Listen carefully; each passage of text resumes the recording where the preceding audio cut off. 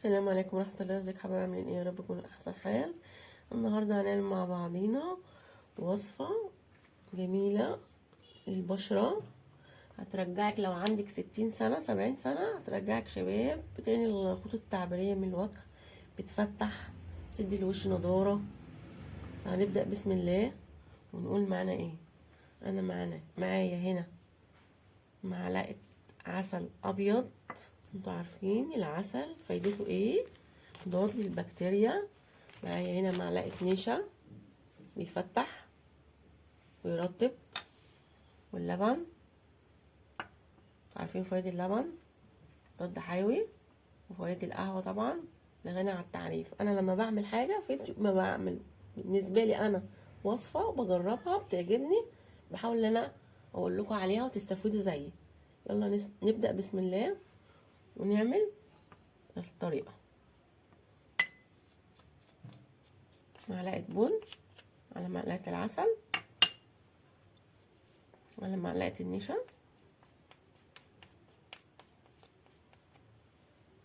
ونمزجهم مع بعض.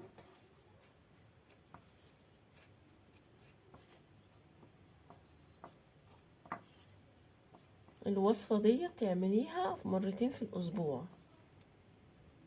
الماسك هيعجبكم جدا، جربوه هيعجبكم قوي. هنضيف اللبن تدريج، ولو حابين تحطوا عليها تضيفوا عليها ماء ورد مفيش اي مشكلة، بس لو حابين تضيفوا بدل اللبن ماء ورد مفيش اي مشكلة، بس انا بالنسبة لي افضل اللبن احسن، عشان انتوا عارفين حضراتكم اللبن فيه قيمة غذائية اكتر من ماء الورد للجسم طبعا وللبشرة. انا هنا معايا المعلقة بس ما خدتهاش كلها، انا اخدت منها معلقة بس عشان هي معلقة كبيرة، خدت معلقة صغيرة.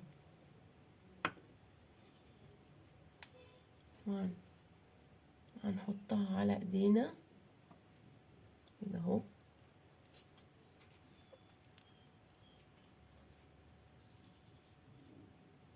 ولو هتعملي حتت اكتر من اللي انا قلت حضراتكم عليها ضعفوا الكمية.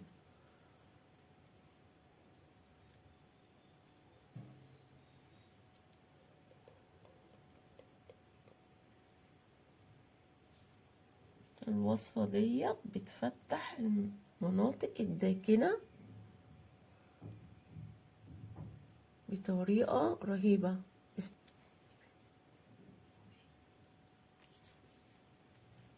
الوصفة دي هتتساب من ربع ساعة لتلت ساعة، لما تسيبيها لما تجف على ايديكو او الوجه، تحت الرقبة والكوع تحت الإبط، تلت ساعة. وبعد كده تشطفي بمية دافية وترطبوا ايديكوا بأي كريم عندكوا مرطب. انا هروح اغسل ايدي وارجع لكم.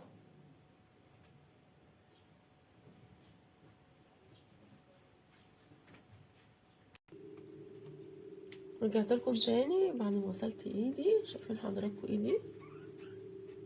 وانا طبعا ما قعدتهاش، لما حضراتكم تعملوا انتوا هتقعدوها من ربع ورجعت لكم تاني بعد ما غسلت ايدي من الماسك.